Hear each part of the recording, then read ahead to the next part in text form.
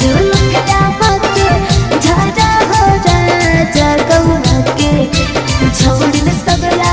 बारा हो राज गम गौवा सिंह मारा नारा जा छोड़िन सब तोहर निहारे राजा गम गौवा सिंह मारा नारा जा छोड़िन सब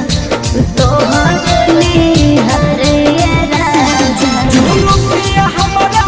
झारे दे रानिया गौवा के छोड़िन के निहारे दे रानिया झुलुकिया हमरा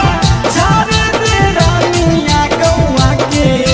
छोड़िन के निहारे दे रानिया गम गौवा सिंदा मारे दे रानिया छोड़िन के हमारा निहारे दे रानिया गम गौवा